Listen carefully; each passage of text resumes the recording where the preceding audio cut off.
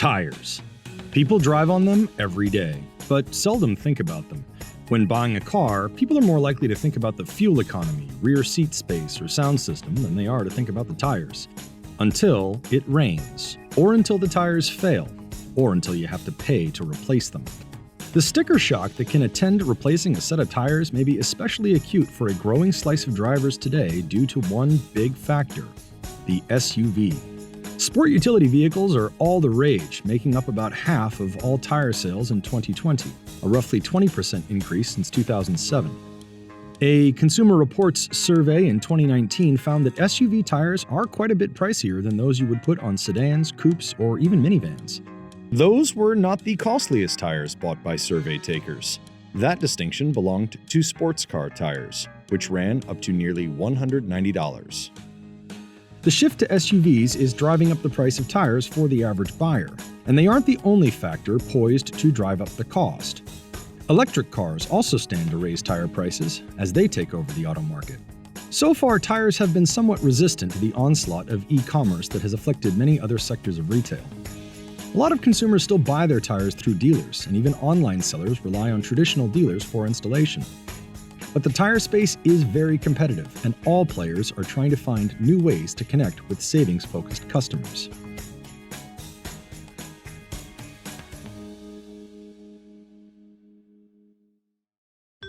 The history of tires stretches at least as far back as the mid-1800s. Early tires were solid rubber, which were good at protecting wheels, but not great for cushioning riders against bumps in the road.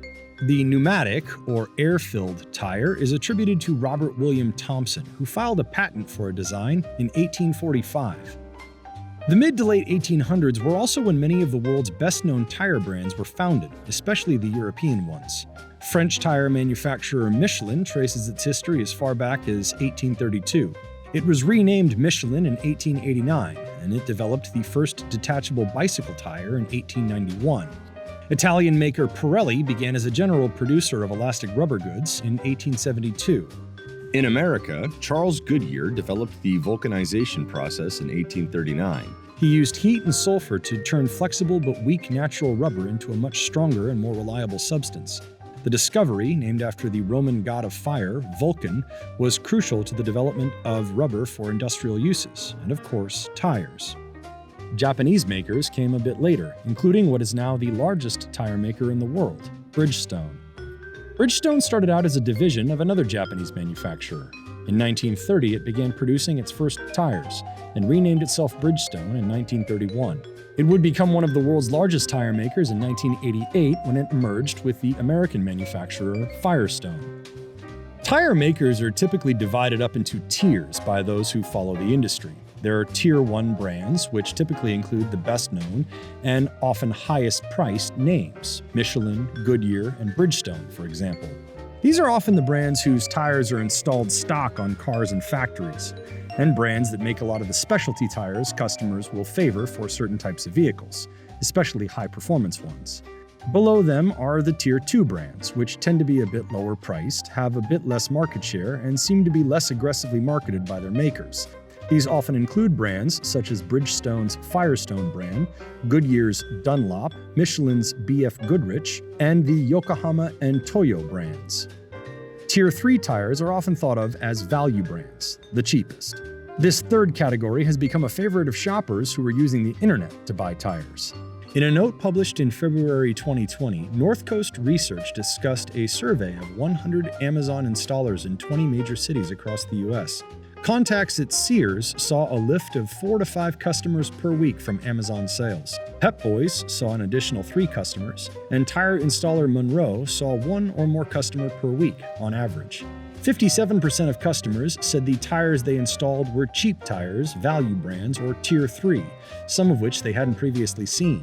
41% were seeing a mix of brands, most of which were coming from Tier 2. Only 2% of contacts in the survey saw an influx of Tier 1 branded tires. Right now, Amazon has a modest impact on tire retail, and it is unclear how popular selling online could become. One of the challenges tire makers face is distinguishing themselves from each other to customers. Consumers can be price sensitive, and in the words of one analyst, they often see tires as all the same, big black rubber donuts.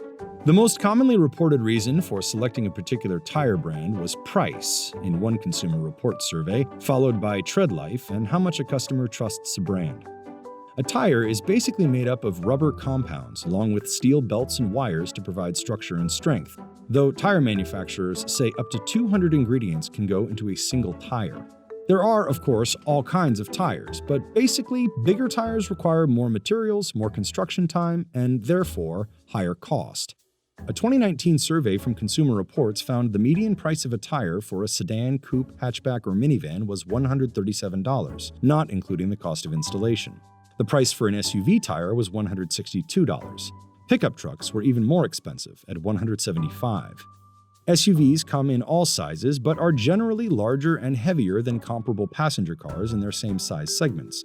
The heavier vehicle is, the stronger the tire it will need. SUVs also often have larger wheels and will simply need a larger tire. The proliferation of SUVs has led tire makers to broaden their lineups and, in some cases, create new categories of tires made specifically for SUVs and crossovers. And some of those vehicles can take, depending on the size, they can take a car tire, or they can take a truck tire, or they can take what the manufacturers are making now, this new segment called a SUV/crossover type product. They are a bit more expensive than car tires only because they come in larger sizes, and unlike clothing, you pay more money for a larger size tire than you would a smaller tire. Customers are often surprised at the higher price they will pay for SUV and pickup truck tires. There's a lot more 17 or 18-inch diameter tires being produced than 12 or 13-inch diameter tires this year. And that's really just a function of how the car population is evolving. There's more raw materials, there's more natural rubber or synthetic rubber that's in those tires. So those tires, they cost a fair amount more. Additionally, you can't make as many tires at your existing facilities when you're making bigger tires. It just takes up more space. The thing is, this is not likely to reverse course, and over the long term, it could pose some problems for some makers. In addition, a lot of vehicles, including traditional passenger cars like sedans, can come with larger wheels or special tire packages that could prove costly to replace. For consumers buying cars, when you're buying a car, inspect the tires, the wheel package that comes on the car.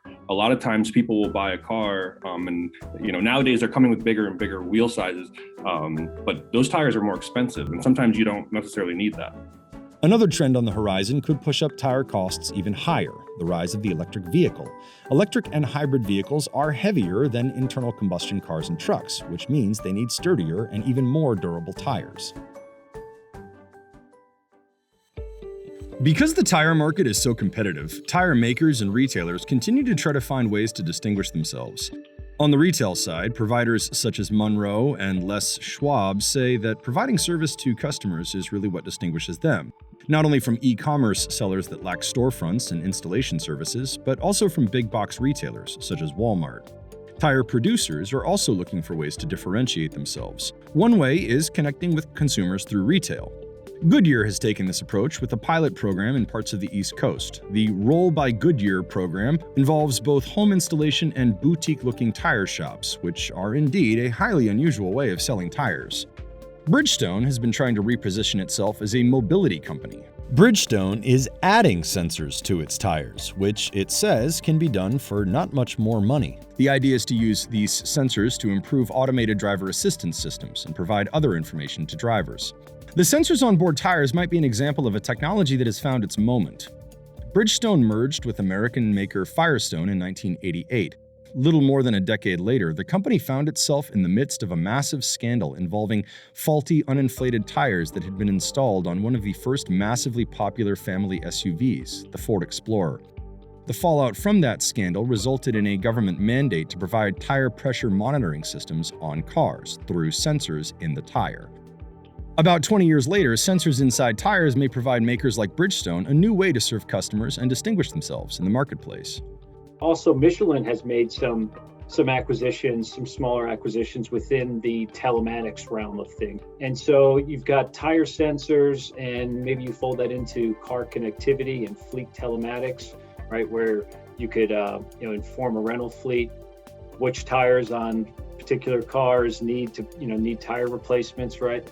All of that plays into future potential revenue, additional revenue sources, for sure. But again, I think it's still very early days from a tire producer standpoint, how impactful that will be. Companies such as Bridgestone, Hankook, and Sumitomo face some additional challenges in the near term, say analysts who follow the industry. One is looming tariffs resulting from trade tensions between the US and some Asian countries. In 2021, there is a 30% tariff on tires coming from South Korea, Taiwan, Thailand, and Vietnam. Bear in mind, there is already a 15% tariff on tires from China. Incurring, an almost 30% tariff, right, on average, for these volumes, you're going to see price increases, right, not related to raw materials inflation, but just to mitigate the impact from these tariffs. Two tires are on a similar playing field from a brand perspective. If one's priced higher because of tariffs, we should see some shifts, right, in the market share, for sure. This could lead to a noticeable bump in the cost of tires. I think however you slice it, whether the tires are coming from South Korea or the tires are coming from South Carolina, you're going to have tire prices that are higher in 2021. There could also be a bit of a shakeup in market share, favoring domestic producers and those who produce in countries not affected by the tariffs. American maker Goodyear holds the largest share of the North American market for both factory-installed and replacement tires. In 2021, Goodyear bought fellow American tire maker Cooper Tire and Rubber Company for about $2.8 billion. Cooper is the fifth largest tire maker in North America. The deal, the companies said, is meant to grow Goodyear's North American market share and its presence in China. It could prove to be a good time to be a premium tire maker.